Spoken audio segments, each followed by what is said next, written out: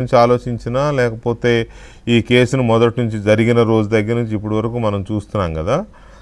ఏ రకంగా చూసినా ఈ కేసు దర్యాప్తు ముగిసింది అని సిబిఐ ఎందుకు చెప్పింది అనుకుంటున్నారు మీరు? వెంకటకృష్ణ గారికి నమస్కారం. నమస్కారం. మీకు విద్యాసాగర్ గారికి, ముప్పాళ్ళ సుబ్బారావు గారికి, గఫూర్ గారికి, అలాగే ఏబిఎన్ ప్రేక్షకులందరికీ నమస్కారం. నమస్కారం సార్, ఏదైనా కేసు విలక్షణమైంది లేకపోతే పజిల్ లాగా సాల్వ్ చేయలేని ఒక ప్రాబ్లం వచ్చిన ఏ కేసునైనా కూడా మన భారతదేశం మొత్తంలో కూడా అత్యున్నతమైన విచారణ సంస్థ అయిన సిబిఐకి అప్పచెప్పమని ఎవరైతే బాధితులు కుటుంబాలు కోరుకుంటాయో రాష్ట్ర ప్రభుత్వాలు రెఫర్ చేస్తాయి. సిబిఐ విచారణకు వచ్చిందంటే ఖచ్చితంగా కూడా ఆ కేసులో మాకు న్యాయం జరుగుతుందని చెప్పి బాధితులు భావిస్తారు.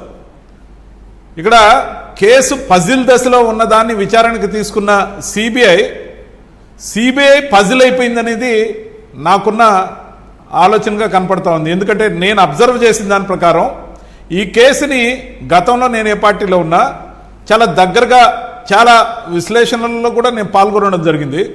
గత ఎలక్షన్స్ అప్పుడు నేను పులివెందుల్లో 9 రోజులు ప్రచారం చేసినప్పుడు ముఖ్యంగా అక్కడ మన ఎవరైతే బాధితుడు ఉన్నారో వైఎస్ వివేకానంద రెడ్డి గారి పిఏ కృష్ణారెడ్డి గారితో పర్సనల్గా కూర్చుని మొత్తం వర్షన్ వినడం జరిగింది. అక్కడ పూల అంగళ్ళ సెంటర్ నుంచి ఎవరేమనుకుంటున్నారు, అసలు ఎందుకు జరిగింది, అసలు దీని లోతుపాతులు ఎంత అనేది పర్సనల్ ఇంట్రెస్ట్ మీద పూర్తిగా తెలుసుకోవడం జరిగింది.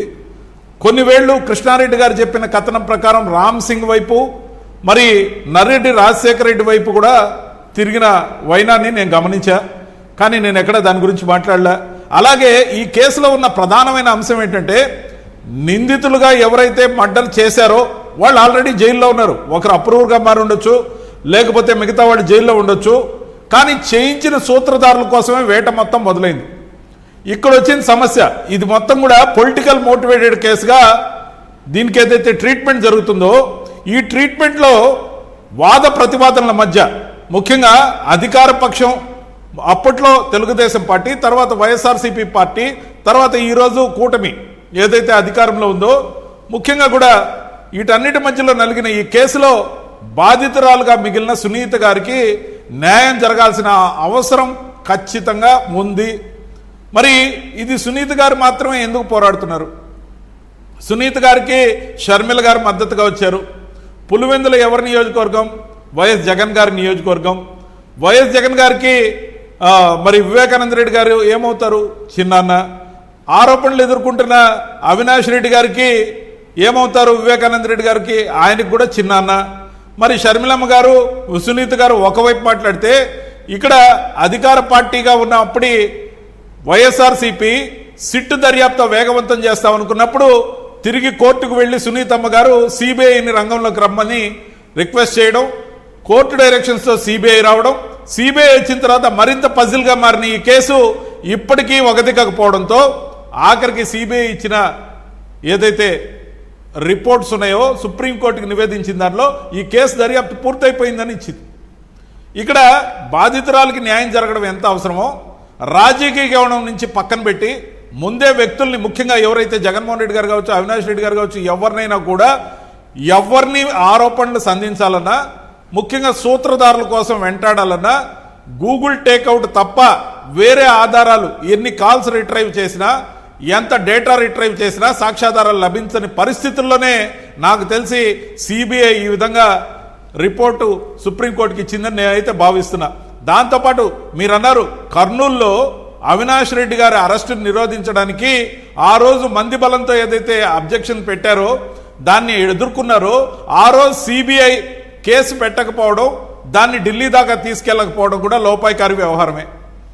ఆ విధంగా జరగడం వల్ల ఒక రాంగ్ సిగ్నల్ ఈ దేశంలో వెళ్ళింది. సిబిఐ తలుచుకుంటే ఎవరినైనా అరెస్ట్ చేయొచ్చు. అరెస్ట్ చేసేటప్పుడు ప్రతిబంధకాలు సృష్టిస్తే సిబిఐకి అడిషనల్ ఫోర్స్తో పాటు కోర్టు గైడ్లైన్స్తో పాటు వ్యవస్థలు దండుగా నుంచి లోకల్ పోలీస్ సపోర్ట్ చేయాల్సిన అవసరం ఎంతైనా ఉంది. మరి ఆ రోజు జరిగింది ఏంటి? సిబిఐ ఆ రోజు విషయాన్ని హై లెవెల్కి తీసుకెళ్ళకపోవడం, కోర్టు దాకా తీసుకెళ్ళకపోవడం, దానికి సంబంధించి కేసులు లాడ్ చేయకపోవడం, ఎక్కడో ఈ కేసు మొత్తం కూడా పొలిటికల్ మోటివేషన్తో నడిచిన విషయం మాత్రం స్పష్టంగా అదే ప్రజలకు అదే ఇక్కడ పాయింట్ కూడా అదే నేను అడుగుతున్నది కూడా ఇవాళ గఫూర్ గారు, ఇప్పుడు ఈ హత్య రాజకీయ పరమైన హత్య, ఆ కుటుంబంలో ఉన్న కొన్ని రాజకీయాల వల్ల కొంతమంది చేయించారు, కుటుంబ సభ్యులే చేయించారు, ఇది కదా జరుగుతున్న చర్చ. చేయించారు, చెయ్యలేదు, చేసిన వాళ్ళు దొరికారు అప్రోచ్గా, ఇదంతా మనం ఇక చూస్తూనే ఉన్నాం. బెయిల్ మీద ఉన్నారు చాలామంది, ఇదంతా నడుస్తుంది. చేయించిన వాళ్ళని ఎందుకు పట్టుకోలేదు అనేదే ఇప్పుడు అంత సమాజం మాట్లాడుతున్న మాట, సునీత గారు అడుగుతున్న ప్రశ్న. అయితే సిబిఐ వాళ్ళు అజయ్ కల్లం గారి ఇంటికి వెళ్ళి ఆయన స్టేట్మెంట్ తీసుకున్నారు. అదేదో 164 అంటారు, కాసేపు 161 అంటారు, కాసేపు ఏదో చెప్తారు, వాటెవర్. ఎందుకు ఆ హత్య జరిగినప్పుడు జగన్మోహన్ రెడ్డి గారి ఇంట్లో వీళ్ళందరూ ఉన్నారని, అక్కడికి ఫోన్ వచ్చింది కాబట్టి అది తెలిసిందే. మీరు అన్నది అదే కదా, అది జరిగింది కాబట్టి అజయ్ కల్లం గారి దగ్గరికి వెళ్ళారు. సమావేశంలో పాల్గొన్న వ్యక్తి దగ్గరికి వెళ్ళి స్టేట్మెంట్ రికార్డ్ చేశారు. కానీ దర్యాప్తులో భాగంగా అసలు సమావేశం ఆర్గనైజ్ చేసిన వ్యక్తి కానీ, ఫోన్ రిసీవ్ చేసుకున్న వ్యక్తి కానీ, ఎవరైతే వీళ్ళకి చిన్నాన్న చనిపోయారు అని చెప్పింది జగన్మోహన్ రెడ్డి గారని వీళ్ళు అందరూ చెప్తున్నారు కదా, మరి ఆయనకి నోటీస్ ఇచ్చారా, ఆయన విచారించారా? ఇదేమీ అవ్వకుండా దర్యాప్తు ఎలా పూర్తయిందనే దానికి ఎలా అర్థం చేసుకోవాలి మనం? ఇప్పుడు వెంకటకృష్ణ గారు ఎలా అర్థం చేసుకోవాలి అంటే ఈ కేసును ఉద్దేశపూర్వకంగా నీరు గారుస్తున్నారు అనేది అర్థం చేసుకోవాలి. ఇప్పుడు విద్యాసాగర్ చెప్తున్నాడు, మనకు మామూలు సామెత చెప్తుంటారు, ఆట ఆడేవాడు ఏమరా కింద పడినామని నాలాంటి వాడు అడిగితే ఇది ఒక లఘువులేనా అంట, అంటే ఇది ఒక ఎత్తుగడ లేని, అంటే వాడు ఆడలేక కింద పడి ఇది ఎత్తుగడ అన్నట్టుగా. ఇప్పుడు సిబిఐ వాళ్ళు ఎత్తుగడ సుప్రీంకోర్టు తెస్తారండి. సుప్రీంకోర్టు ఎవడన్నా ఎత్తుగడ తెస్తాడా? సుప్రీంకోర్టుతో ఆ పరాచిక ఆడతాడు ఎవడన్నా? లేదు, చెప్పాలి సుప్రీంకోర్టుకు మాకు కొన్ని ఇబ్బందులు ఉన్నాయి, మీరు మాకు పవర్స్ ఇస్తే మేము చేస్తాము, మా మీద ఒత్తిళ్లు ఉన్నాయి అదన్నా చెప్పాలి. అట్లా చెప్పలేదు, చెప్పకుండా పూర్తయింది, మీరు ఇంకా ఎంక్వైరీ చేయమని చేస్తాము అనేది సిబిఐ ఉద్దేశపూర్వకంగా. సార్ ఇది బాధ్యతతో మాట్లాడుతున్నాను, ఈ కేసు నీరు గార్చేటువంటి ప్రయత్నం జరుగుతూ ఉన్నది, ఇప్పటికీ జరుగుతూ ఉన్నది. ఈ దశలో నేను చెప్పేది ఏమిటంటే రాష్ట్ర ప్రభుత్వం మేల్కోవాలి. శాంతి భద్రత సమస్య రాష్ట్ర ప్రభుత్వాన్ని.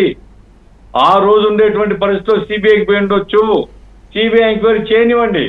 రాష్ట్ర ప్రభుత్వం అవసరమైతే కోర్టులో ఇంప్లీడ్ కావాలి.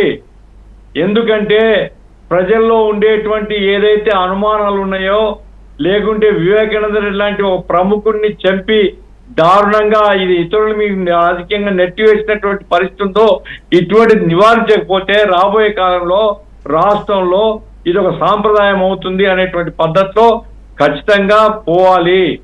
ఆ రకంగా జరగకపోతే మాత్రం ఎంక్వైరీ పూర్తయిందంటారు. సుప్రీంకోర్టు కూడా ఎన్నిసార్లు చెప్తారు సార్, ఇప్పటికి 2-3 సార్లు సుప్రీంకోర్టు దగ్గర పోయింది. ఇప్పుడేమి బెయిలింగ్ ఉంది కదా, విచారణ పూర్తి అయిపోయింది, బెయిల్లో ఉండేవండి, let the court, session court ఏదైతే సిబిఐ కోర్టుతో వాళ్ళు డిసైడ్ చేస్తారులేండి అంటారు. ఆ రకంగా నీరు గార్చేటువంటి ఒక ప్రాతిపదిక ఏర్పడుతుందని నా అభిప్రాయం. ఇటువంటి అప్పుడే మేల్కొనకపోతే చాలా అన్యాయం జరిగేటువంటి ప్రమాదం ఉంది. రెండవది వెంకటకృష్ణ గారు, ఇప్పుడు జగన్మోహన్ రెడ్డి గారు వచ్చి చిన్నాయన నోర్మోర్ అన్నాడు అనేటువంటి మాటతో పాటుగా ఆ రోజు పత్రికల్లో వచ్చింది కానీ, ఇంకో సిబిఐకి చెప్పినటువంటిది కానీ, అంతకు ముందే ఫోన్ వచ్చింది, 2-3 సార్లు ఫోన్లు వచ్చినాయి పులివెందుల నుంచి, మాట్లాడినారు. ఆ రకంగా వివేకానంద రెడ్డి గారి మర్డర్ జరిగినప్పటి నుంచి ఇవి జరుగుతూ ఉన్నాయి. అంటే ఏం జరుగుతుంది నైట్ అంతా ఫోన్లు మోగుతూనే ఉన్నాయని చెప్పారు కదా, టేక్అవుట్ లో కాల్ రికార్డ్స్. అది కదా నా పాయింట్. ఏమంటే ఇప్పుడు సిబిఐ ఒక ప్రెస్టీజియస్ ఆర్గనైజేషన్, ఇవన్నీ ఎంక్వైరీ చేసి వాళ్ళు ఏం చెప్పదలుచుకున్నారు